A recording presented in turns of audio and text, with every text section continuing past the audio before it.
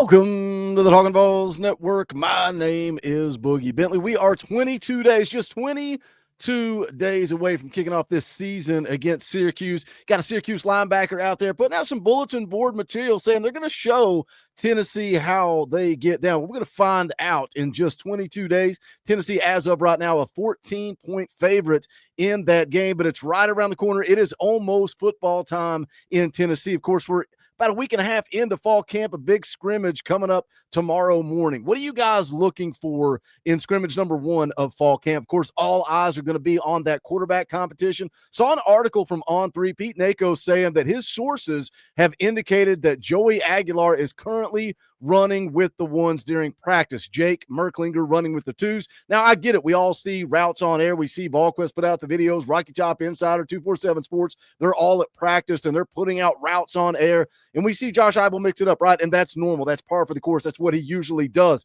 Sometimes Joey is going first in the routes on air. Sometimes it's Jake. Sometimes it's even George McIntyre. But the bottom line is, once the media is kicked out, Pete Nakos has reports saying that Joey Aguilar is currently running with the one. So are we going to get some good news, good reports coming out of this first scrimmage? What are you guys looking for? What do you want to hear? You know, because if it is Joey Aguilar, it's more than just going out there and making plays. It's more than just going out there and throwing the football down the field. It's about his communication. It's about his understanding of the offense in just a short amount of time. And I'm sure Heupel's going to talk tomorrow after the scrimmage, and I'm sure we're going to hear the words command of the offense. That's something he talks about a lot. So I can't wait to hear some of those news reports coming out of that scrimmage. But what are you guys looking for? Is it the quarterback competition? Is it on the offensive side of the ball, the defensive side of the ball? You want to hear good news about Travis Smith, Rad Jackson making plays in this scrimmage? They're going to have an opportunity. The report from Pete Nakos also said that Star Thomas has put together some good practices and could be pushing for RB1. I think it's going to be a three-headed monster no matter what. And I'm excited about all three guys. But if you are sleeping on Star Thomas, go back and watch the film breakdown that Coach Jay did on Star Thomas when he transferred from Duke. Coach Jay really high on him. Again, do not sleep on Star Thomas. The report also had some high praise for Wendell Moy Jr., also David Sanders. No surprise there, but it was good to see some hype for Jordan Ross. Said he's flashed, showing why he was a top 20 recruit in his cycle. Tennessee's loaded at edge, right? Joshua Josephs, Caleb Herring are both going to play this year. But hearing that Jordan Ross is getting that buzz, that's huge, huge for that edge position. Also mentioned Colton Hood, who I've obviously been high on since he transferred in from Colorado. And go look at his numbers, man. Go look at his numbers from a year ago. And I get it. It's limited reps. He was the backup to Travis Hunter. But in those limited reps, he did put out some great coverage numbers. Look particularly at the coverage numbers. But speaking of defensive backs, another defensive back was out on the practice field today in pads, going through individual drills with his teammates. We're going to get into it. We're going to talk about it. But as always, I need you guys to do me a favor real quick. Take 2 seconds and hit that thumbs up down there below the video. It's quick. It's free. It's easy. It helps the channel, and I would appreciate it. If it's your first time here, welcome to the Talkin VAWLS Network. We're not experts here. We're not insiders. We're not media. We're not journalists. We don't pretend to be that. We don't fake that. We don't present you with something that we're not. What we are is exactly what you guys are watching this channel. It's for the fans, by the fans. If you like what we do, subscribe, click the bell for notifications. You're not going to miss out when we go live or when we drop a video Sunday night, 7 p.m. Eastern time. That is your show. It's going to be a fan call-in, members-only stream. It's going to be a family gathering. So if you're not a member, hit that join button down below. It's only $1. And you can come hang out Sunday night, get an opportunity to come on the show, hang out and talk about the scrimmage. We'll talk about fall camp. We'll talk about expectations. Whatever you guys want to talk about, we'll get into it. Tuesday night, 6:30 p.m. Eastern time, we play EA Sports College Football. And then every single Wednesday night, 7 p.m. Eastern time, it is Talkin VAWLS Live. So come join us for that. But let's jump into it and let's talk about it. Again, a defensive back returns to the field. Jermod McCoy tore his ACL back in January, right? And Coach Heupel came up when camp opened up, stood up in front of the media, talked about Jermod McCoy. This is what he had to say at the time. He says there's no timetable on him.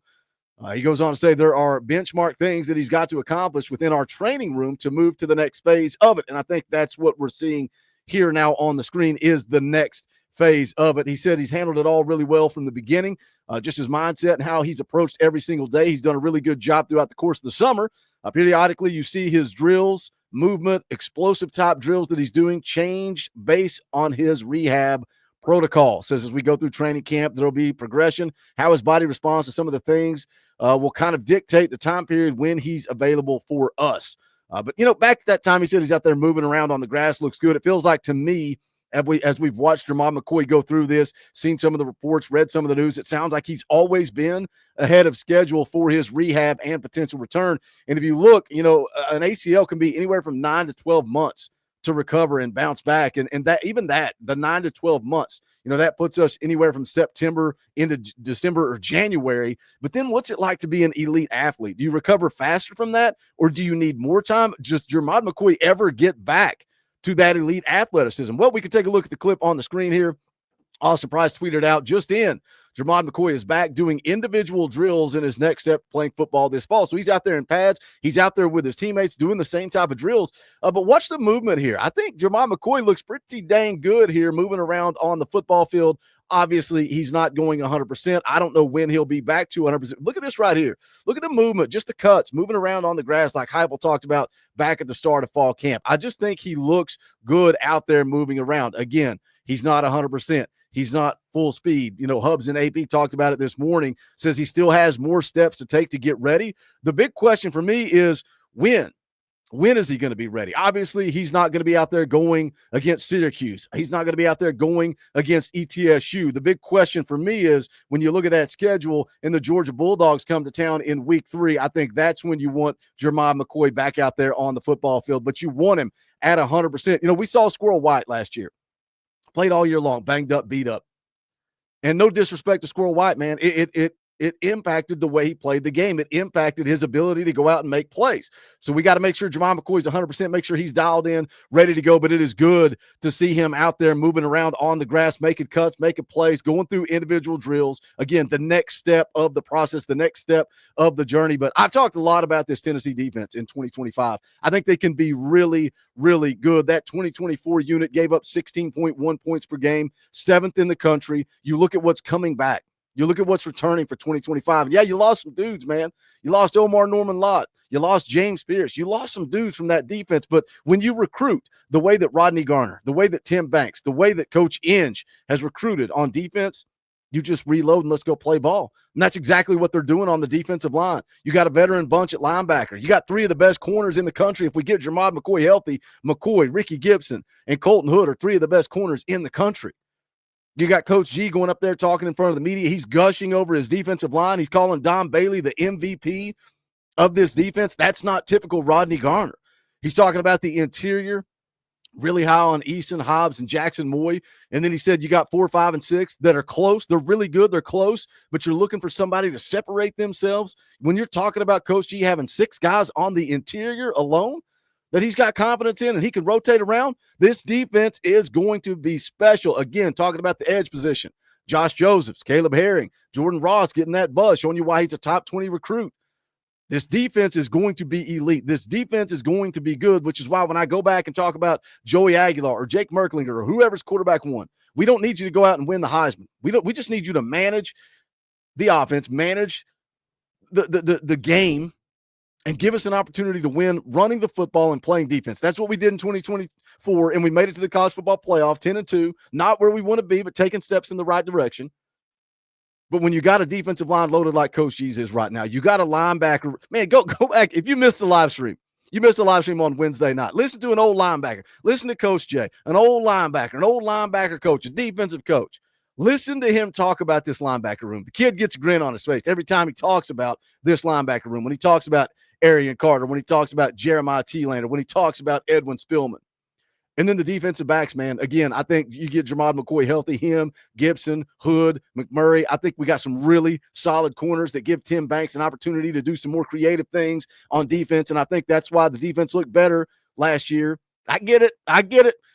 Against Georgia's, the Ohio States, they make plays on you, but guess what, man? You're still a top 10 defense, and I think you've got an opportunity to do that again in 2025. Safety, we'll see how that plays out. It's going to be Andre Turrentine and who? Is it Idris Farouk? A lot of buzz around Caleb Beasley in fall camp as well. One of those young guys needs to come along. But what are your thoughts seeing Jemai McCoy back out there on the grass? Also, what are your thoughts heading into scrimmage number one? What are you looking for? What do you want to hear? What do you want to see in the reports coming out of scrimmage number one? I want you guys to put that in the comment section. But that is going to do it for this one. Smash the thumbs up on the way out the door. Go check out the brand new TN theme merchandise at bonfire.com/store/Talkin Vols. The links are also in the description below to do all that. But that is going to do it for this one. This is the Talkin Vols Network. My name is Boogie Bentley. Go Big Orange.